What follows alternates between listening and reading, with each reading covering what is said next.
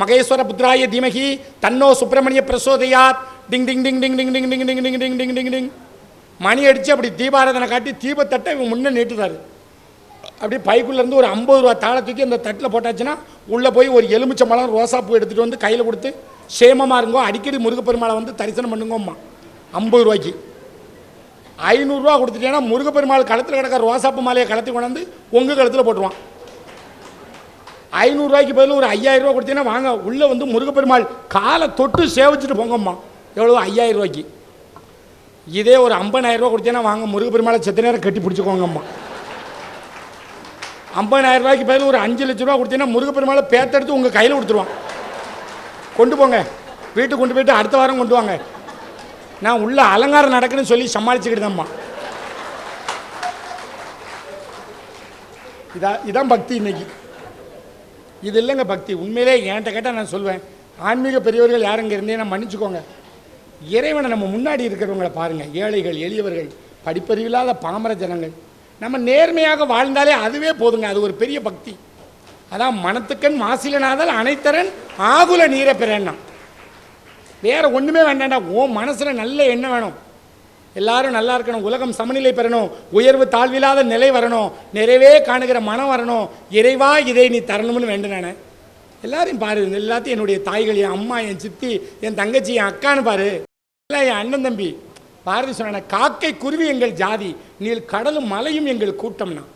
கொத்தி திரியும் கோழி அதை கூட்டி விளையாடு பாப்பா, எத்தி திரியும் அந்த காக்கை அதுக்கு இறக்கப்பட வேண்டுமடி பாப்பா, வண்டி இழுக்கும் குதிரை, வயலில் உழுது வரும் மாடு, நம்மை அண்டி பிழைக்கிற ஆடு, இதை ஆதரிக்க வேண்டுமடி பாப்பா. நானே அவங்களையா மனுஷன். அதனால தான் நான் செத்து போன 39 வயசுல செத்து போயிட்டான் இன்னும் அவனை நினச்சிக்கிட்டு இருக்கோம்.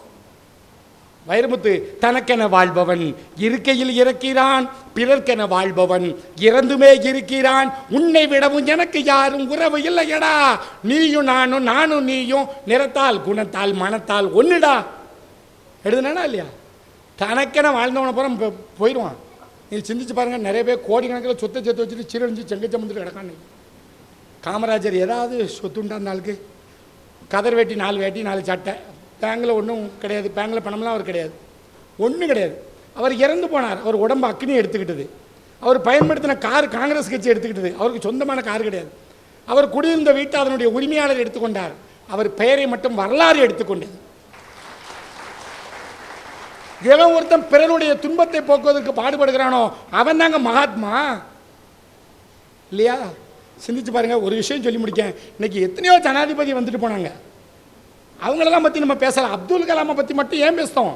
அவர் ஜனாதிபதியாக மட்டும் இருக்கலை, போலியோ நோயால் பாதிக்கப்பட்டவங்க இல்லத்துக்கு போகிறாரு.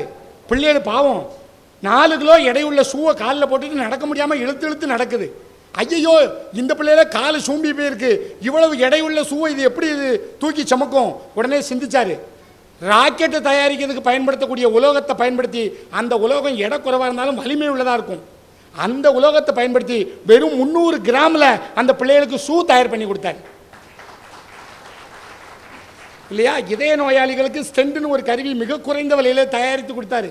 இப்படி மற்றவர்களுடைய துன்பத்தை போக்குவதற்கு, மற்றவர்களுடைய கவலைகளை போக்குவதற்கு, மற்றவர்களுடைய கண்ணீரை போக்குவதற்கு எவன் ஒருவன் சிந்திக்கிறானோ அவன்தான் அறிவாளி, அவன்தான் ஞானி.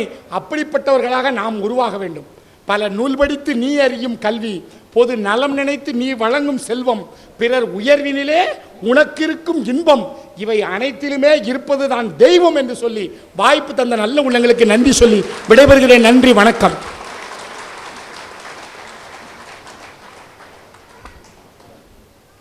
பார்வையாளர்களுக்கு ஒரு முக்கிய அறிவிப்பு. அடுத்த மாதம் மகிழ்வோர் மன்றத்தினுடைய 29வது மாத கூட்டம் ஞாயிற்றுக்கிழமை நடைபெற இருக்கிறது. 27ஆம் தேதி, மே 27ஆம் தேதி ஞாயிற்றுக்கிழமை மகிழ்வோர் மன்ற கூட்டம் நடைபெற இருக்கிறது என்பதை தெரிவித்துக் கொள்கின்றோம். இந்த திருமண மண்டபத்தில் திருமணம் நடக்க இருக்கின்ற காரணத்தினால், சனிக்கிழமை 26ஆம் தேதி திருமணம் நடக்க இருக்கின்ற காரணத்தினால் 27ஆம் தேதி ஞாயிற்றுக்கிழமை 29வது மாத கூட்டம் நடைபெற இருக்கிறது. வரக்கூடிய சிறப்பு விருந்தினர் சன் டிவி புகழ் நகைச்சுவை நாவலர் புலவர் ராமலிங்கம் அவர்கள் வருகை தர இருக்கிறார்கள். மகிழ்வித்து மகிழ்வோம் என்ற தலைப்பில் அவர் மகிழ்வுரை ஆற்ற இருக்கிறார். அடுத்த மாத கூட்டம் மே 27. சிறப்பு விருந்தினர் புலவர் ராமலிங்கம். தலைப்பு மகிழ்வித்து மகிழ்வோம் என்பதை உங்களுடைய நினைவுக்கு இந்த மாத கூட்டத்திலே உங்களுக்கு சொல்லிவிடுகிறோம் என்பதை தெரிவித்து நிறைவாக நன்றி உரை வழங்க மன்றத்தினுடைய காப்பாளர் திரு சேர்முதுரை அவர்களை அன்போடு அழைக்கின்றேன். அதற்கு முன்பதாக தமிழ்த்தாய் வாழ்த்து பாடிய இசையாசிரியை திருமதி அமிர்தவர்ஷினிக்கு சிறப்பு விருந்தினர் அவர்கள் சிறப்பு பரிசு வழங்கி சிறப்பிக்க அன்போடு கேட்டுக்கொள்கிறேன்.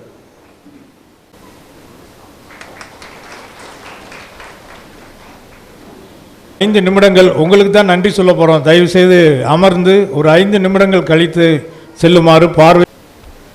சபையோர் அனைவரையும் வணங்கி மகிழ்கின்றேன். இன்றைய மகிழோர் மன்றத்தின் 28வது மாத கூட்டத்திற்கு தலைமையேற்று சிறப்பு செய்து தந்த மாவட்ட தொடக்க கல்வி அலுவலர் திருமதி சவுந்தரநாயகி அவர்களுக்கும், முன்னிலை வகித்து சிறப்பு செய்த கனரா வங்கி கோயில்பட்டி கிளையின் மேலாளராக பொறுப்பேற்றுள்ள எம் முத்துச்செல்வம் அவர்களுக்கும், கோயில்பட்டி நாடார் மேல்நிலைப் பள்ளியின் முதுகலை ஆங்கில ஆசிரியர் திரு பி சுப்புராஜா அவர்களுக்கும் மன்றத்தின் சார்பாக நன்றிகளை தெரிவித்துக் கொள்கிறோம். இன்றைய நிகழ்ச்சியில் பார்வையாளர் கருத்துரை கூறிய கோயில்பட்டி ஜேசியைச் சேர்ந்த நாகேஸ்வரி அம்மா அவர்கள் தனது கருத்துரையில் நேரம் தவறாமை குறித்து பேசும்போது 9 மணிக்கு வீட்டில் இருக்கிறவங்களுக்கு 2 சட்னியோட இட்லி தருவோன்னு கேரண்டி கொடுத்தாங்க. அவங்களுக்கு மன்றத்தின் சார்பாக நன்றிகளை தெரிவித்துக் கொள்கிறோம். இன்றைய நிகழ்ச்சியில் தனது திறமைகளை காட்டி சென்ற மாணவ செல்வங்களையும் அவர்களை ஆக்கப்படுத்தி ஊக்கப்படுத்தி அழைத்து வந்த பெற்றோர்கள் ஆசிரியர்களுக்கும் நன்றிகளை தெரிவித்துக் கொள்கிறோம்.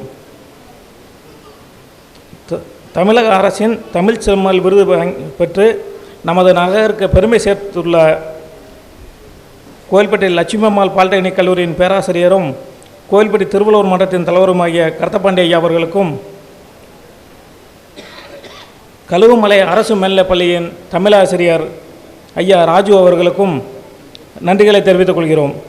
புதுச்சேரியில் நடைபெற்ற மாநில அளவிலான ஸ்கேட்டிங் போட்டியில் வென்று நமது நகருக்கு பெருமை தந்துள்ள வேல்ஸ் வித்யாலயா பள்ளியின் மாணவன் லோகேஷ் அவர்களுக்கு நன்றிகளை தெரிவித்துக் கொள்கிறோம். மன்றம் தொடர்ந்து செயல்பட உறுதுணையாக இருக்கும் புரவலர்கள், உறுப்பினர்கள், மன்றத்தின் நிறுவனர்கள், மன்றத்திற்கு தொடர்ந்து ஆதரவு தந்து வரும் இலக்கிய மன்றம், கம்பன் கழகம் உள்ளிட்ட இலக்கிய அமைப்புகள், ஜேசி, அரிமா சங்கம் உள்ளிட்ட சேவை அமைப்புகளின் உறுப்பினர்கள், பார்வையாளர்கள் என வந்துள்ள அத்துணை நல்ல உள்ளங்களுக்கும் நன்றிகளை தெரிவித்துக் கொள்கிறோம். முத்தாய்ப்பாக இன்றைய சிறப்பு விருந்தினர் சிரிப்பு வருது என்ற தலைப்பில் இவ்வளவு நேரம் சிறப்புரை வழங்கி மதிப்பெண் போடும் முறைகளை பற்றி தெளிவாக பதிவு செய்தார். அவர் வீட்டு சமையல் குறிப்புகளை, ரகசியங்களை பகிரங்கமாக பதிவு செய்தார். சினிமா பாடல்களில் சிறந்தது பழைய பாடலா புதிய பாடலா என்று தானே ஒரு தனியாக பட்டிமன்றம் நடத்தினார். ஒரே ஒரு குறை, தீர்ப்பை மட்டும் சொல்ல விட்டுவிட்டார்.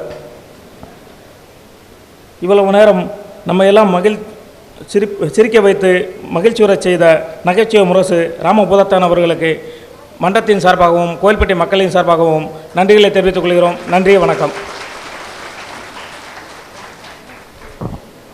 நிறைவாக நாட்டுப்பண். जनगणमन अधिनायक जय हे भारत भाग्य विधाता पंजाब सिंधु गुजरात मराठा द्राविड उत्कल वंगा विंध्य हिमाचल यमुना गंगा उच्चल जलधि तरंगा तव शुभ नामे जाहे तव शुभ आशीष माहे गाहे तव जय गाथा जनगण मंगलदायक जय हे भारत भाग्य विधाता जय हे जय हे जय हे जय जय जय जय हे।